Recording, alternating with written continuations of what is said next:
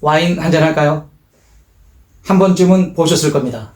바쿠스를 안고 있는 젊은 청년, 유리잔을 든 귀부인, 어두운 배경 속 포도 한 송이. 우리가 예술 작품에서 마주했던 이 와인들은 단지 배경 소품이 아닙니다. 그림 속의 와인 한 잔은 때로는 욕망이고 때로는 축제이며 어떤 화가에게는 외로움과 파멸이었습니다. 오늘은 화폭 속에서 와인이 어떤 이야기를 들려주는지 그 예술과 술의 만남을 따라가 보려고 합니다.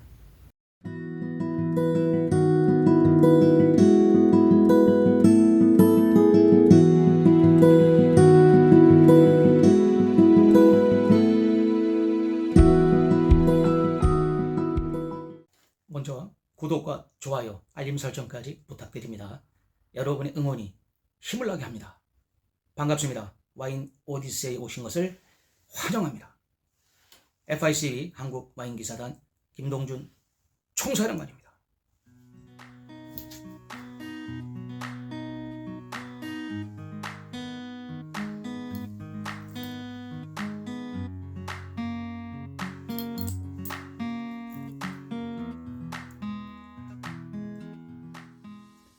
사브라주.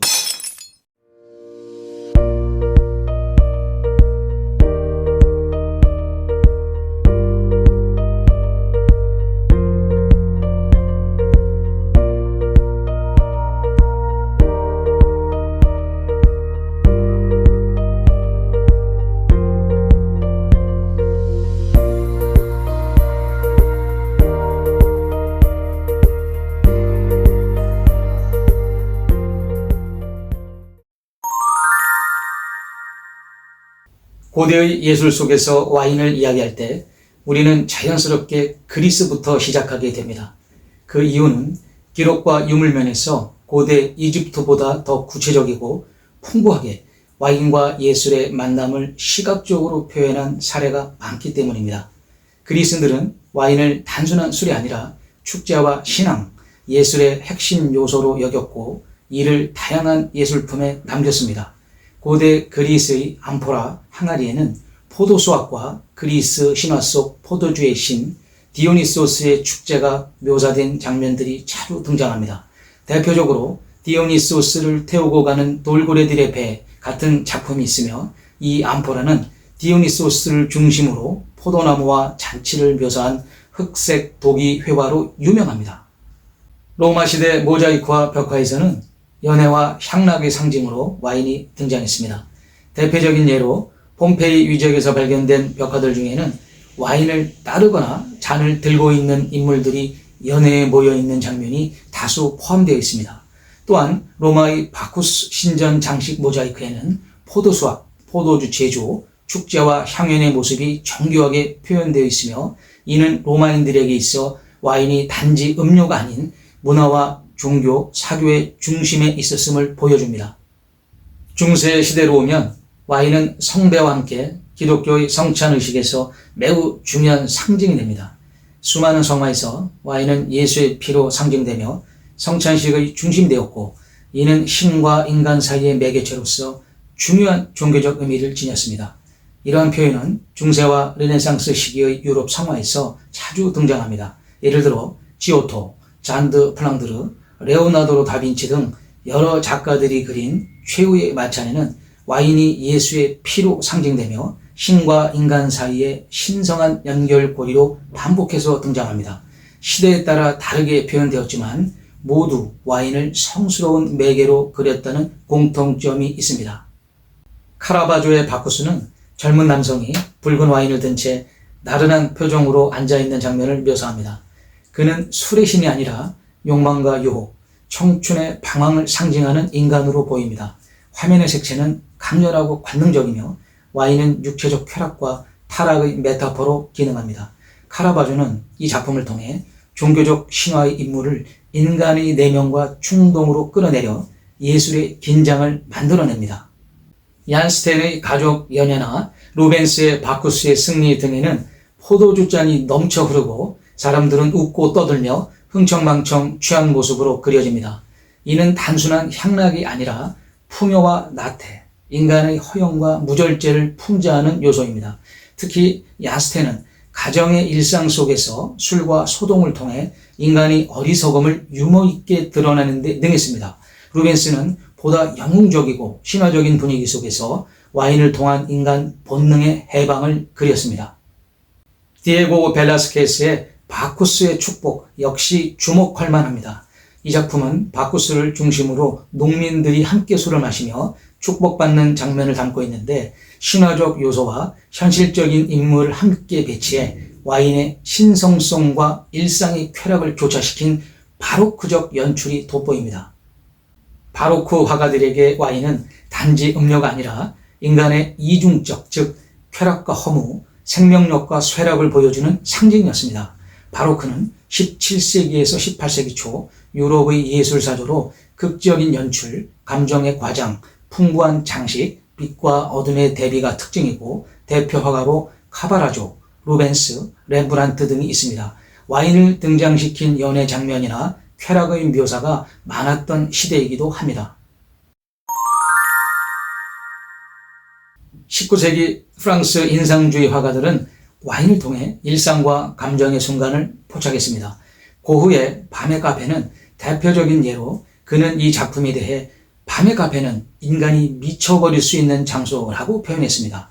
그림 속에는 술병과 술잔, 노랗고 붉은 강렬한 조명이 가득한 공간이 등장하고 그 속에 앉아있는 인물들은 텅 빈 눈빛과 굳은 자세로 외로움과 불안을 말없이 내뿜습니다. 와인은 여기서 단순한 음료가 아니라 고독과 불안, 삶을 견디게 하는 위안으로 존재합니다. 툴루스 로트렉의 작품들, 특히 몰랭 루스의 살롱이나 압생트를 마시는 여인에서는 당시 파리의 밤문화를 상징적으로 보여줍니다. 화려한 조명과 붉은 커튼, 웃고 있는 인물들 속에서도 어느샌가 느껴지는 공허함과 압생트와 와인을 통해 전달됩니다. 그는 인물의 표정과 자세, 주변 배경의 어지러운 선들을 통해 쾌락의 이면에 숨겨진 예술가의 고독과 방향을 섬세하게 표현했습니다. 밝고 경쾌한 색감 아래 숨겨진 고독과 방황이 묻어납니다.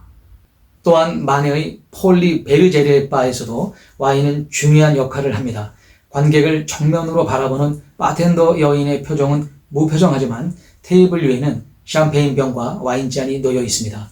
이는 화려한 외관과는 다른 도시 속 고립된 인간의 감정을 전달하며 인상주의 회화의 정서적 깊이를 더합니다.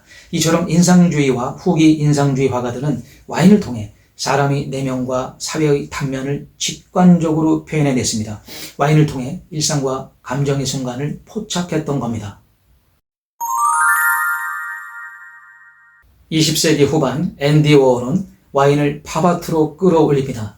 그는 1980년대에 실제로 돔페리뇽 샴페인병을 이용한 아트 포스터를 제작했으며 그 외에도 상업 브랜드와 술병을 예술로 재해석하는 작업을 지속했습니다.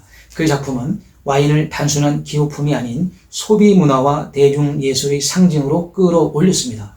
이후 많은 현대 작가들이 와인을 삶의 아이콘으로서 다루며 개인의 감정과 사회적 정체성을 투영하는 매개체로 활용하게 되었습니다. 오늘날의 한국 현대미술에서도 와인은 익숙한 소재입니다.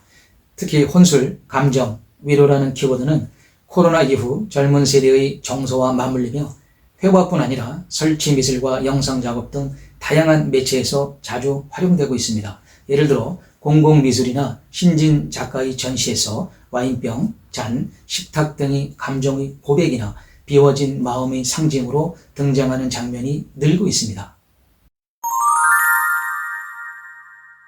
와인은 많은 예술가들에게 창작의 동반자였습니다. 때로는 고통을 잊게 했고 때로는 새로운 감각을 열어주었으며 또 어떤 이에게는 중독과 파멸의 길이 되기도 했습니다. 고흐는 자신의 고통과 내면의 혼란을 견디기 위해 압생트와 와인에 의존했으며 그로 인해 육체적, 정신적으로 더 무너지기도 했습니다. 그러나 그의 예술은 그 고통 속에서 피어났습니다. 피카소는 와인을 즐겼지만 이를 단지 취함의 수단이 아니라 작업실 안에서의 사유와 감정의 전환점으로 여겼습니다. 그의 그림에서는 와인을 즐기는 인물들이 자주 등장하며 와인은 인간 본성과 열정을 상징합니다. 해밍웨이는 와인을 사랑했던 작가로 유명합니다. 해는 또다시 떠오른다나 노인과 바다에서도 와인은 인생의 고독과 회복의 도구로 자주 언급됩니다.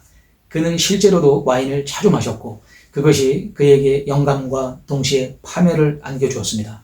이처럼 와인은 예술가들에게 단지 술이 아니라 삶과 예술 사이에서 균형을 잡아주는 매개체였고 때로는 감정과 상상력의 연료로 때로는 파괴적 중독의 문턱으로 작용했습니다. 한 잔의 와인, 그것이 담긴 유리잔 하나, 그림 속 테이블 위에 놓인 잔잔한 붉은빛. 우리는 그 술잔을 통해 시대를 보고 사람을 느끼고 감정을 공감합니다. 그림 속 와인은 말을 하지 않지만 화가의 감정, 시대의 공기, 인간의 본능을 고요히 전하고 있습니다. 예술은 말이 없고 와인도 침묵하지만 둘이 함께 있을 때 우리는 그 안에서 가장 인간적인 속삭임을 듣게 됩니다. 지금까지 와인과 인문학 4편이었습니다. 다음 편에서 또 만나겠습니다. 와인 어렵지 않죠? Yes! 감사합니다. 나의 삶과 포도주를 위하여.